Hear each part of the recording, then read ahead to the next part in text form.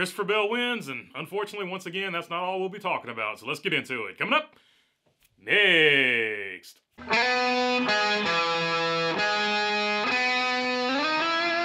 What is going on, everybody? Hope you're doing good today. All right, I'm going to get through the rundown. Then I will get to sort of the controversies. This might be a 3-video day. We will see how it goes. But congratulations to Christopher Bell. He stuck it out. He did not have the fastest car. He basically just stuck it out. He stayed in the game, which I think is a testament to him. He should be getting celebrated for that. The fact that he just stuck it out, never gave up, just kept pushing, and then they caught a favorable caution at the end of the race where they got fresh tires and nobody else in the field basically at that point in the race got fresh tires. He was able to get track position on that restart.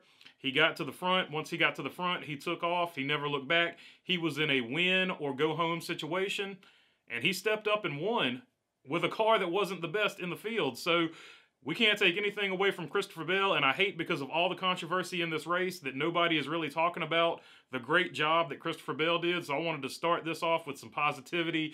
Congratulations, Christopher Bell. You got yourself into the playoffs at the expense of my man, Kyle Larson, but we will get into that in just a minute. But I wanted to say congratulations to Christopher Bell, and let's also get the good race, bad race out of the race. Let's take a look at the top 10.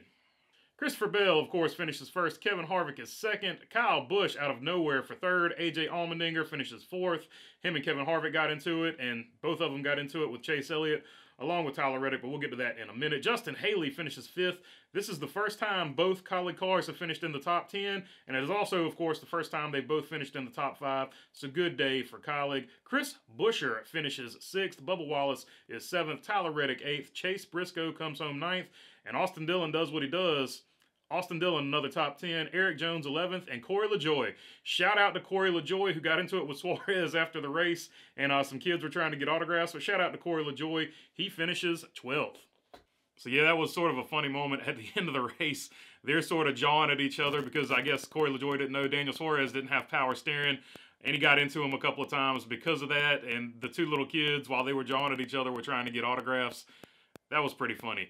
But let's talk about that Chase Elliott, AJ Allmendinger, Kevin Harvick, Tyler Reddick situation on the very last restart, I guess. Or one of the last restarts, I should say, actually. So, AJ Allmendinger moves Chase Elliott.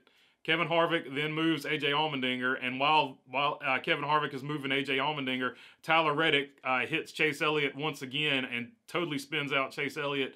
So it was just a total crap fest, and that is sort of one of those situations that I guess we needed the yellow there. I don't know if we needed the yellow or not because there are reports, and I'm going to make a separate video about this, but there are reports that that piece of cardboard, that cardboard sign, was laying on the racetrack well before the very end of this race, and NASCAR might have made it advantageous to them to throw that caution when they did because the race was boring and they wanted an exciting finish. But I will make a video about that a little bit later where Denny Hamlin and Chris Rice had some comments about that.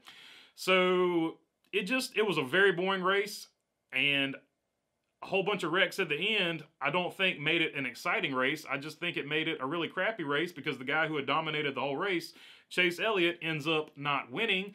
And you bunch up a whole bunch of cars at the end of the race with a lot on the line, and some people didn't even have anything on the line, and they were still driving crazy.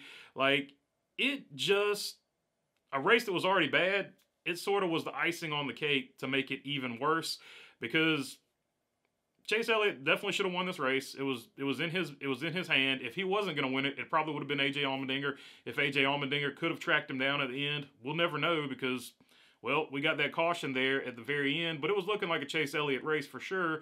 And for Chase Elliott fans, this has got to be frustrating because on at least 2 or 3 races on road courses this year, Chase Elliott's gotten used up at the end and doesn't have a win to show for it. The guy that everybody's like, he's the road course ace, doesn't have a road course win this year, despite dominating at least 2 of them. So sort of a bummer from that perspective. Now I want to talk about just the points real quick. I'm not going to bash the points. I just wanted to make this one point about the point system.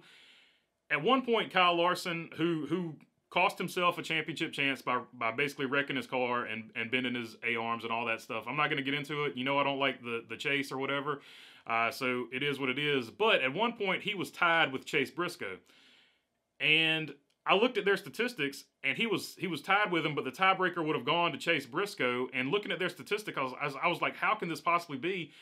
But it's because the tiebreaker goes to whoever does the best in the playoffs, which is the stupidest thing, once again, I've ever seen. So I wanted to bring up this one slight point about the playoffs that they need to amend. If you're going to keep the playoffs, you need to at least amend the tiebreaker system, because look at these stats right here, and the tiebreaker would have gone to Chase Briscoe.